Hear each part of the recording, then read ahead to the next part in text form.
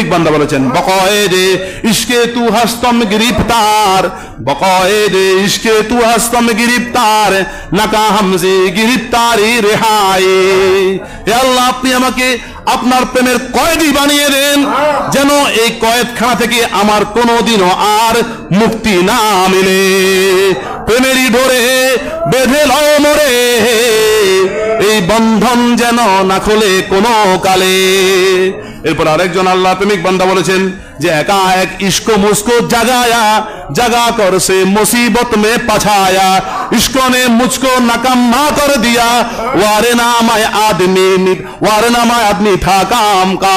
অর্থাৎ আমি ঘুমন্ত অবস্থা ছিলাম, আমার অন্তরটাও নিদ্রিত অবস্থা ছিল, ঘুমন্ত অবস্থা ছিল, কিন্তু আল্লাহর একটা ইশক, আল্লাহর মহব্বত এসে আমার কালবের সাথে দিলের সাথে ধাক্কা লাগার সাথে সাথে আমার ঘুমন্ত অন্তর জাগ্রত হয়ে গেল। এরপর আমি আল্লাহর দিকে ধাবিত হতে লাগলাম, আল্লাহর প্রেমের দিকে ধাবিত হতে লাগলাম, যার কারণে দুনিয়ার অনেক বেইজ্জতি, লাঞ্ছনা, অপমান আমাকে সহ্য করে নিতে হয়েছে। আমি ধন, আমি সম্পদ থেকে মারুম হয়ে গেলাম, অনেক শান শওকত থেকে আমি বঞ্চিত হয়ে গেলাম, শুধুমাত্র আল্লাহর প্রেম হাসিল করার উদ্দেশ্যে। আল্লাহর অনেক প্রেমিক বান্দারা দুনিয়ার শান শওকত চায়নি, তারা আল্লাহর প্রেমটাকে এত বেশি মূল্যায়ন করেছেন, দুনিয়ার সকল কিছু থেকে তারা আল্লাহর প্রেমকে প্রাধান্য দিয়েছেন।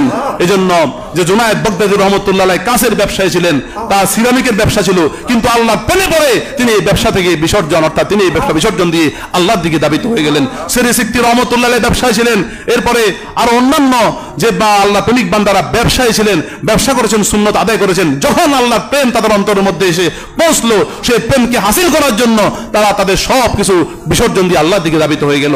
আমি আপনাদেরকে এটা বলতেছেন যে আপনারা সবাই দুনিয়াদারি ছেড়ে দেন না, এটা হচ্ছে ইয়াখতাসু বিরহমাতি আলা মাইয়াশাউ মিন ইবাদি, আল্লাহ তার রহমত দ্বারা, তার দয়া দ্বারা যাকে ইচ্ছা করেন তাকে খাস করে নেন, তাকে নির্দিষ্ট করে নেন। ইচ্ছা করলে তো আর প্রেমিক বান্দা হওয়া যায় না। বকা যে বদস্তার দৌনে দুনিয়া হুনুরনিস একার আগর তুয়ানি দিল বদস্তার উই সাদাত বজরে বাজুনিস তানা বখশাত খোদায়ে বখশেন্দা। গায়ের জোরে তো আর কিছু করা যাবে না। যখন আল্লাহ রাব্বুল আলামিন আপনার আমার জন্য আল্লাহর প্রেমের পথ উন্মোচন করে দেবেন, খুলে দেবেন, উন্মুক্ত করে দেবেন, তখন আল্লাহ রাব্বুল আলামিনের দিকে দাবিত হওয়াটা আমাদের জন্য সহজ হয়ে যাবে। এজন্য আল্লাহ রাব্বুল আলামিনের জন্য ওয়াস্তাইনু বিসসাবরি ওয়াস-সালাহ, তোমরা নামাজ, ধৈর্য এবং নামাজের মাধ্যমে আমি আল্লাহর কাছে সাহায্য প্রার্থনা করো। ওয়া ইন্নাহা লাকাবীরাতুন ইল্লা আলাল খাশিঈন, একমাত্র বিনয়ী বান্দা ছাড়া, বিনয়ী বান্দি ছাড়া, বিনম্র যারা ভদ্র, যারা নম্র, যারা আল্লাহকে ভয় করে, ওই সকল বান্দা বান্দি ছাড়া ধৈর্য এবং নামাজের মাধ্যমে আল্লাহর কাছে সাহায্য প্রার্থনা করাটা কঠিন। তাহলে কোনো বেদিন, কোনো মুশরিক, কোনো ইহুদি, কোনো নাসারা সে কি ধৈর্য এবং নামাজের মাধ্যমে আল্লাহর কাছে সাহায্য চাইতে পারবে? কিন্তু আল্লাহ রাব্বুল আলামিন যাদেরকে খাশিঈন, ভীতিসাপ অর্থাৎ ভয়কারী বান্দা হিসেবে কবুল করেছেন, যে বিনম্র বান্দা হিসেবে, বিনয়ী বান্দা হিসেবে কবুল করেছেন, তাদের জন্য ধৈর্য ধরাও সহজ এবং নামাজ আদায়ের মাধ্যমে আল্লাহর কাছে সাহায্য প্রার্থনা করাও সহজ।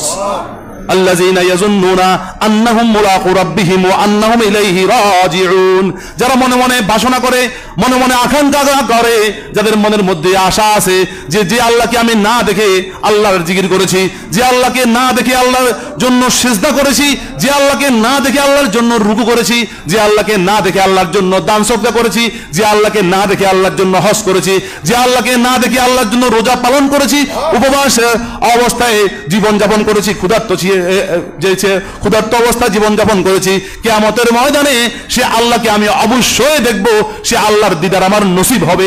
এই আশা আকাঙ্ক্ষা যাদের অন্তরের মধ্যে থাকবে এবং এই আশা আকাঙ্ক্ষা নিয়ে যারা আল্লাহর ইবাদত বন্দেগী করবে, আল্লাহ রাব্বুল আলামিন বলতেছেন তারাই হচ্ছে বিনয়ী বান্দা বান্দী। রাসূল পাক সাল্লাল্লাহু আলাইহি ওয়াসাল্লাম রাত্রিবেলায় বুখারী শরীফের হাদিস, সাহাবীদেরকে নিয়ে যখন বসলেন এবং বললেন যে দেখো চাঁদটাকে সুস্পষ্টভাবে দেখা যায় কিনা, আকাশের মধ্যে চাঁদ স্পষ্টভাবে দেখা যাচ্ছে। সাহাবীরা বলল ইয়া রাসূলুল্লাহ, স্পষ্টভাবে চাঁদটাকে দেখা যাচ্ছে। এরপর রাসূল পাক সাল্লাল্লাহু আলাইহি ওয়াসাল্লাম বললেন, ও আমার সাহাবীরা রে, তোমরা যেরকম দুনিয়াতে স্পষ্টভাবে চাঁদটাকে দেখতে পাচ্ছ, কিয়ামতের ময়দানে তোমরা আল্লাহকে ওইভাবে স্পষ্টভাবে দেখতে পাবে। তার অর্থ হলো সাহাবীদের অন্তরের মধ্যে আল্লাহর ভয় ছিল, আল্লাহর মহব্বত ছিল, রাসূল পাক সাল্লাল্লাহু আলাইহি ওয়াসাল্লামের মহব্বত ভালোবাসা ছিল। এই মহব্বত ভালোবাসা থাকার কারণেই রাসূল পাক সাল্লাল্লাহু আলাইহি ওয়াসাল্লাম তাদেরকে আশা দিয়েছেন যে কিয়ামতের ময়দানে তোমরাও স্পষ্টভাবে আল্লাহকে দেখতে পাবে। আল্লাহ পাক আমাদের সকলকে বুঝার আমল করার তৌফিক দান করুন। দরুদ শরীফ সাল্লাল্লাহু